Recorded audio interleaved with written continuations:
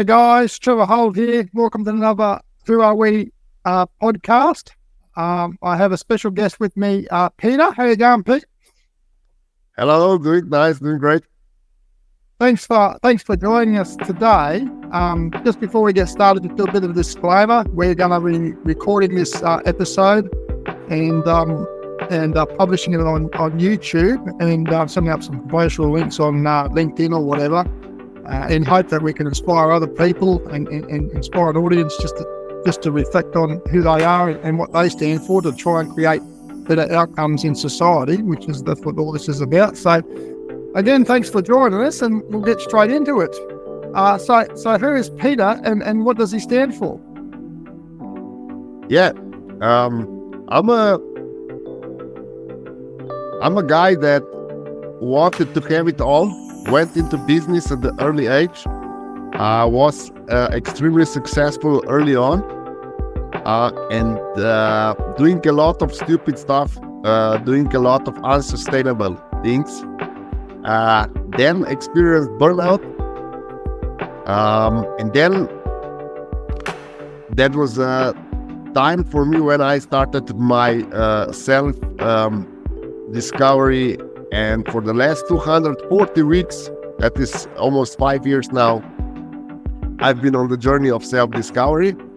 While doing that, I've been developing organ wellness program, exploring organ energy that was discovered by William Wright, studying Sigmund Freud and other people that developed psychoanalysis.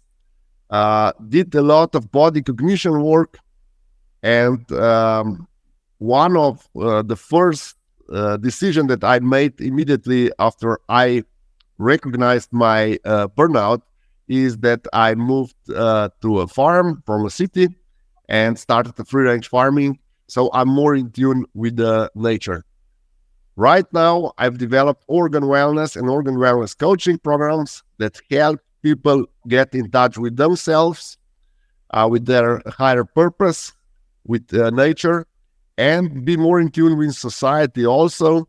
As we see right now, our society is slowly slipping into chaos, and probability of bigger wars and bigger conflicts are higher and higher every day. So I do believe that this time we could act differently, with a higher conscious, and avoid the wars. So that is also part of my mission.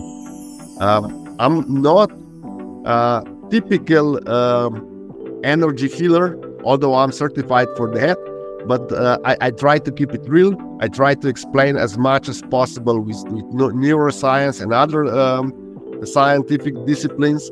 And my goal is to convince people that are oblivious to what's going on around them and all the opportunities of the alternative methods, either of technology or medicine or whatever, to at least start considering them and then start the self-exploratory journey as I did. Excellent, yeah. So that's amazing, and I'm sorry to hear about your burnout experience, and it's a real shame that we generally have to go through these negative experiences to put ourselves on this positive journey that you're on now. And I think that's probably very typical of especially males, I suppose, in the working environment, as traditional providers, I suppose, and the pressure that it takes to lead to burnout. And I'm glad to hear that you've turned it around and tacked that into a positive for yourself, and now you're trying to pass that on to other people. I heard the word self-discovery mentioned there, as a result of your of acknowledging your burnout in your professional career. Can you talk us through that self-discovery? It sounds like you've done some education, some additional transitions in education and psychology and some other forms of development on yourself. Can you talk us through what was that involved? Yes. First, I was in denial phase of burnout for approximately 5 years. And it's same with the alcohol. You start with denial. I'm not an alcoholic, so I'm not burnout. That was my go-to excuse. And then after things got really bad, after my depression kicked in, after I was severely overweight, after I was really pain to be around with, and all this, I started this self-discovery. And first, I discovered this body cognition. And body cognition for me meant that I have to do something with my body. I was like 60 pounds overweight, and I had to do something. So I started with intermittent fasting, with prolonged fasting every fortnight or so. I did take like 3 to 4 days off the food, and I changed my diet from 80% fast food to 80% organic, and it took me almost 3 years for my body to react. I started losing weight, so the first 1/3 of my weight went off immediately, and then I went from there on.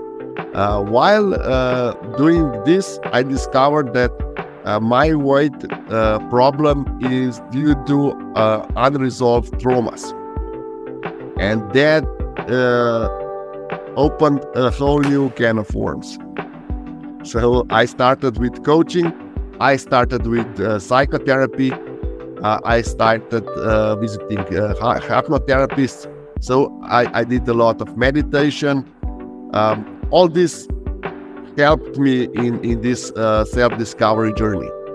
And only then, when my body improved to a certain degree, when inflammation lowered, when my digestion started working normally, and normally I mean something that I was not aware of, or for the last 25 or even 30 years because of my eating habits, then I was conscious enough to start understanding that my whole life I lived in my mind, and I would suppress my feelings, I would suppress my body needs, I would suppress everything. So my oneness, or being one, understanding that there's a higher self involved, that there's a conscious, that there's a subconscious, that there's a body involved, that there's a society that you need as a supporting environment, that there's an environment that can either support you or make it worse for you. I did it a really long time, because everything what I was trying to do with my mind, and I would suppress all other let's say part of me, just so that the mind could be the one in charge. And that also meant that my intuition was a total disaster. That I did a lot of mistakes. I was ego driven. I was not nice to people. I hold a lot of grudges. I didn't want to forgive people. I didn't want to forgive myself for things. And I was not grateful because I was successful, and I was really entitled, even though I was not aware of that. So that this was a really huge journey. And on the end of this journey, I also noticed that I did not understand that my values, my goals are not in tune with myself, and that I'm not aware of the trade-offs. So if I want to achieve certain goal, there's a trade-off for that, and that I was not aware of that. I was not aware how my conscious and subconscious mind are completely unsynchronized, and I could my self-control was basically nothing. I would just numb down all the negative feelings, and I was under the impression that is self-control, and all my plans were not aligned with the nature and with the law of attraction.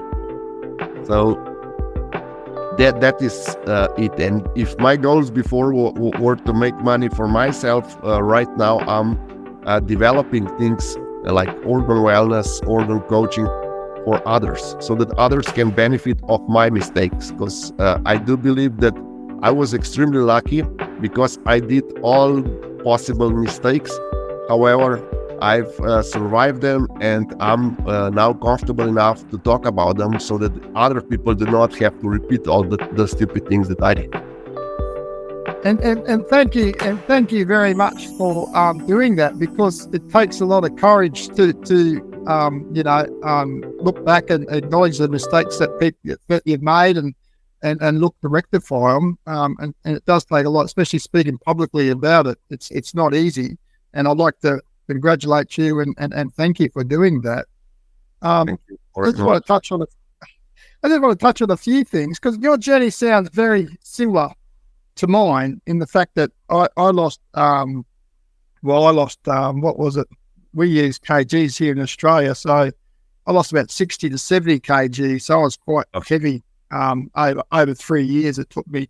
And one of the main inspirations for that is when I turned 40, my ignition was 40, and I wanted to try and help other people, because I could see a lot of people struggling, and I felt that I had a lot of things going for me. But one of my coaches said to me, you got to look after yourself first. The analogy he used was, if you're flying in a plane and you hit turbulence, the oxygen mask falls, and you must put the oxygen mask on yourself and look after yourself before you can look after others. So that was part of my growing. And it sounds very similar to what you're saying, is trying to sort yourself out and understand yourself and understand your reasons. And you talk about, trauma, unresolved trauma that you had to get through, and you're going through your own therapies or whatever, and meditation to try and work through all them issues. And now you're at a point in your life where you can start talking about it and helping other people with their issues, which is fantastic. That's amazing. So what, when you say you got these programs and that, do you want to talk about them a bit, or what are they involved in? Are they mainly on the internet programs or face-to-face programs, or what sort of development have you got there in that space? So what I'm working right now, I'm finishing a book about it's 12 weeks organ wellness turnaround program that I've developed. I've compiled 240 weeks, 20x into 12-week program. 5 years, 5 years into 12 weeks. Yeah, right. So all the mistakes I did, because a lot of things that I tried did not work for me. Yeah. And I'm not talking about what did not work for me, but I'm just disclosing what worked for me. And as most people today, I knew a lot about spirituality. I knew a lot about techniques to improve profitability in companies, to improve happiness, how to plan, all this stuff. I knew, but these were all knowledges that were not interconnected. So the title of my book is the question: is it time to close your factory of broken dreams? That's good. Okay. Because everything that I did, just maybe that was my way, but I believe that a lot of people, because I work with, I coach people, so I talk about my examples in the book and also of my clients. We are so similar. So when we hit 40, we all have the same problems. They call it midlife crisis before. Yeah. But now it's not midlife crisis, because we're gonna live 120 years. So it's the first part of the life crisis. Yeah. That is also why it's so important that we acknowledge it and start working on it. And it's important that we get our health back, especially the health of our mind, because mental health is first there's a huge stigma on mental health. Then everyone, or on the other hand, everyone is diagnosed with mental health challenges these days. But it's all about equilibrium, and it's really simple. It's not simple to do; it's simple to explain. Sorry, it's really hard to do because we have so many problems, or at least I had so many ego problems. I'm not depressed. I can smile, ha ha ha. It's all this stuff, but all the other indication of my depressions were present. So I had to acknowledge it and start working on it. And as I said, the first phase is usually denial. So that is why I'm trying to expose myself and my problems. I'm just an average guy. And I'm easy to relate to, or at least I think so. So I'm trying to expose my problems, and I suggest my solutions for each of these 12-step programs that I have developed that will help put all that everyone has already learned about spirituality, about productivity, about the law of attraction, about, religion. Everything is put into place. And it's hands-on. So there are also exercises in place and also hints of other tools that you can use while doing it. And everything is said like this. You can buy a book, or you can go into group coaching, or you can have an individual coaching. So if you have a desire that you want to do this in 6 weeks, then individual coaching is a must.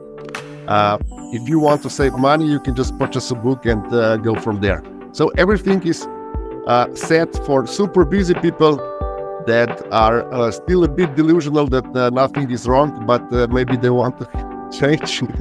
Because I know I was like that for over a decade. And this program just might be a trigger to help people go to the other side and start working on themselves. It's not easy, but you have to choose your heart. Is it harder to have broken dreams, or is it harder to work on yourself? And I choose my heart was start working on yourself.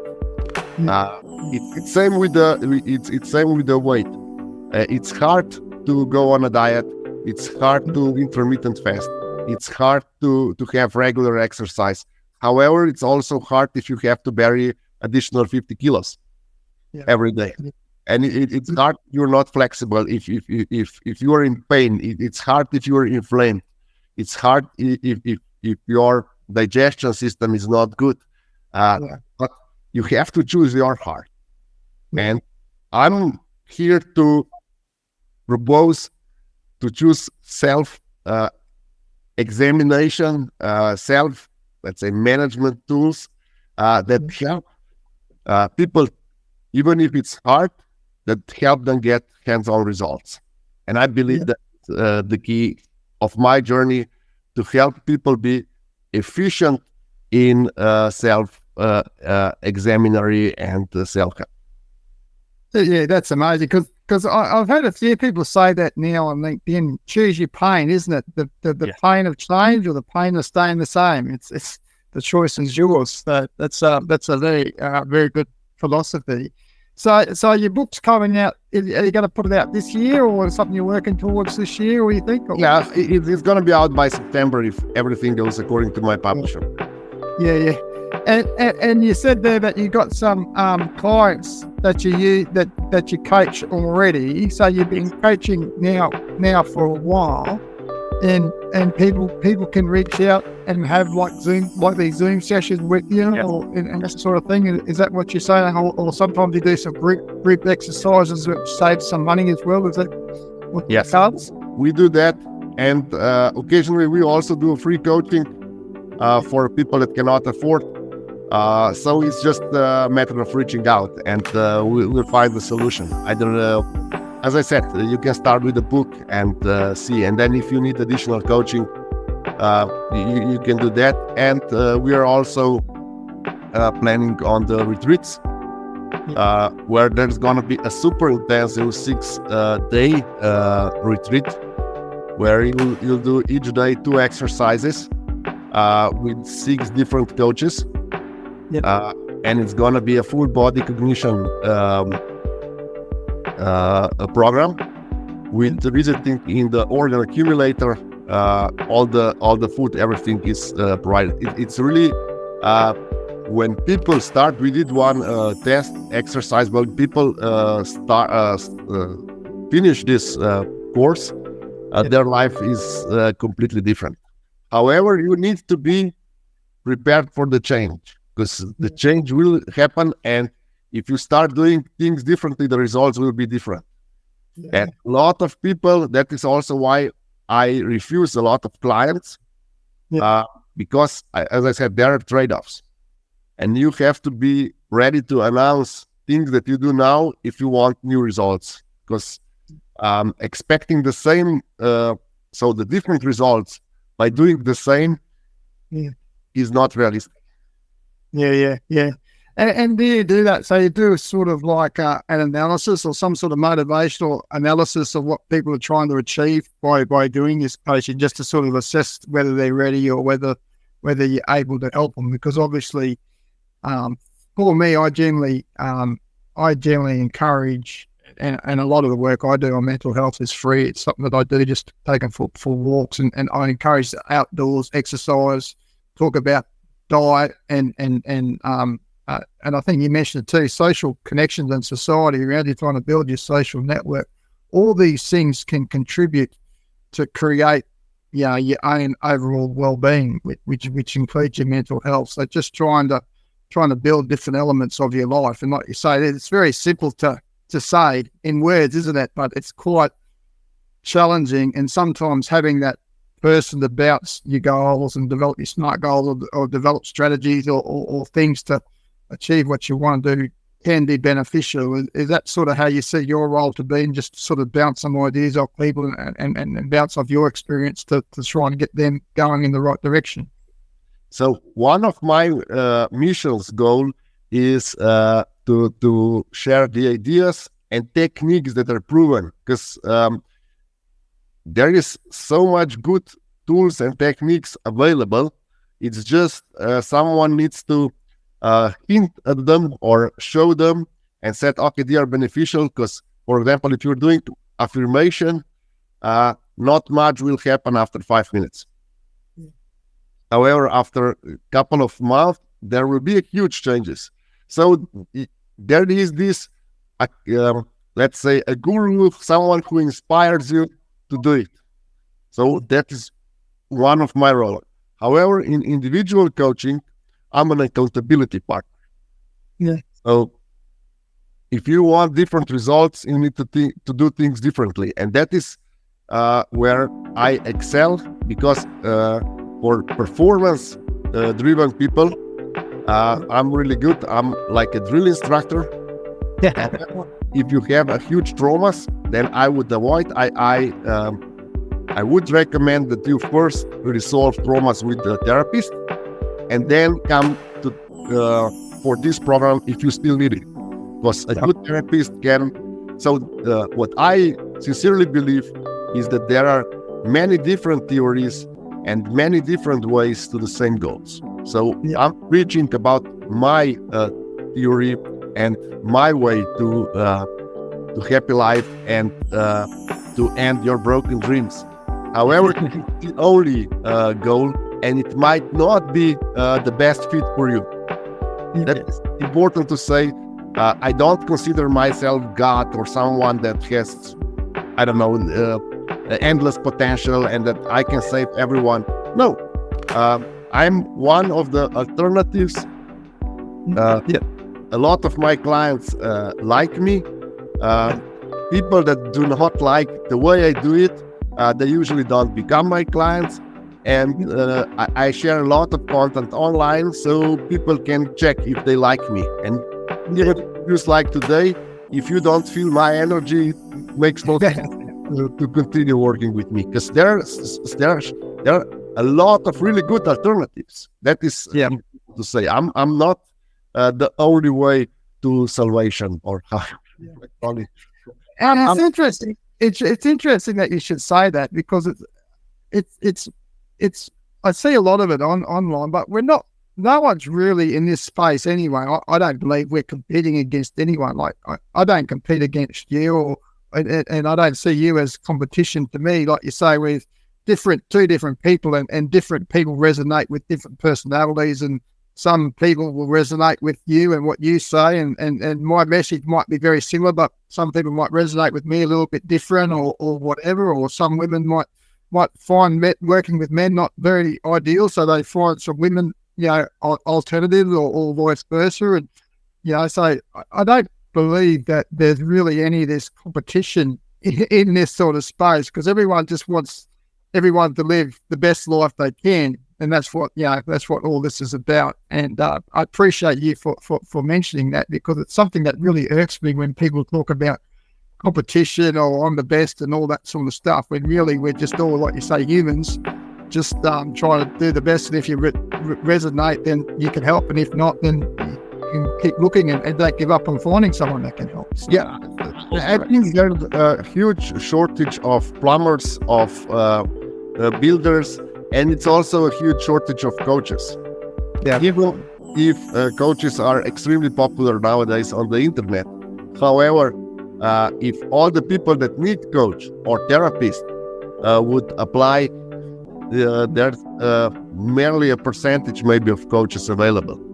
Yeah, and I do believe the future is will be much more, because in the, let's say, 100 years or more ago, families and communities were organized differently. Yeah. And you get a lot of human touch and human interactions that are now no longer available, because our society is so hyper individualized. Yeah. That is where the coaches come in. And what you could ask your grandpa, if he or she would still be living with you, you now need a coach, because your grandpa is in different city, and you have, except sending them a letter for Christmas, you don't have any relationship with them. So, and even when we were talking about this, me and my partner were actually talking about this same thing just yesterday. Even the shopping centres, we used to go to the teller and you chat to the actual lady that serves you, and you'd have a conversation and that human interaction with the people that are you're scanning your groceries or whatever. Now it's all self-serve. You don't even have that opportunity to create that connection when you go into the shop. And it's even getting worse here, where people get on the internet and they pre-order the stuff, and they just go into the shop to pick up a box already packed for them. So that they're totally missing out on that human interaction. So yeah, it's just getting worse and worse, that lack of connection, isn't it? Yes, and I'll tell you about my mistake that might be useful to your listeners. Yeah. When I was burned out, I was almost completely cut out all the human interaction, because I have a farm, and that is on a faraway place, and I needed no human interactions. And then I discovered only much later on that a lot of traumas and stuff like that cannot be healed without human interactions, because we are creatures that are meant to be in a society. So I started to deliberately go out more and interact with people in order to get this, as you said, human interaction. It's extremely important. Watching videos and reading books, even if the authors are really cool, is not enough. You need to have interaction with a person on the scene, and it makes your life completely different. So I do believe that group coachings are not just because they are cheaper than a normal coaching, but also because people can hear other people's experience and they can identify with them. And this identification helps people understand that they are not alone. As I said, like 99% of the problems are not person specific. We all experience them in certain age, time, related to our I don't know what, and we all know that.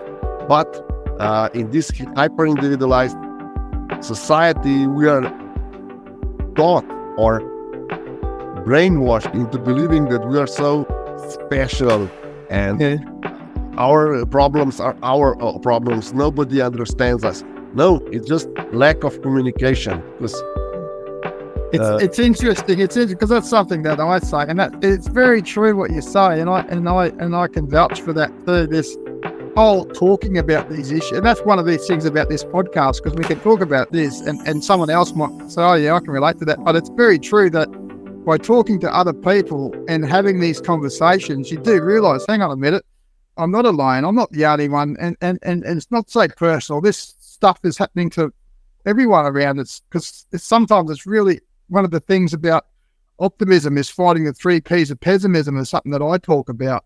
And one of them things is everything is personal, because you can take it all as personal. It's all on me and the world attacking me. But when you have these group interactions and you understand that, hang on a minute, I'm not Robinson Crusoe. It's not just me. It's happening to several people. That can take that personal attack away from you a bit and relieve that pressure, which is what you're sort of saying. And that's an amazing, approach. And I appreciate you for bringing that up. And I do believe also that a lot of shame comes from thinking that our problem is just our problem because we don't know anyone with a similar problem. And then we are ashamed of ourselves, or we are angry at ourselves just because we don't understand that it's something normal. And it's normal to feel sad. It's normal to feel the whole range of emotions. It's not that we have to just be happy all the time, as you watching YouTube videos would suggest. That we just have to go through life smiling and everything will be nice, and then we just have to imagine, prepare a vision board, and things will just come into our lives. It might not be like that. Maybe for someone it is, but most of us we have everyday's problem that we have to solve, and it's more about our attitude about these problems. So how we feel them, how we what emotions they trigger in us, and how we can handle this. It's more about the way we go about it than the result, because the results are rare, so they are not common. We completely forget that as a farmer, you have to farm for the whole year before you have the crop. So in 365 days, we have 364 days without results. Yeah. And we have to work regardless if we don't see results yet. And that is so important, that we have the right attitude, that we are able to work for these 364 days before the next day that we get the crop, or we collect the crop. That is the importance in life. And and we also need to be happy when we have harvested the crop, because most of us have become completely numb to our achievements, and we don't celebrate, and we just go through life just being sorry and being pitied, and I don't have this, I don't have that. But when you get something, you're not happy about it, you're not celebrating. So the gratitude is a huge problem.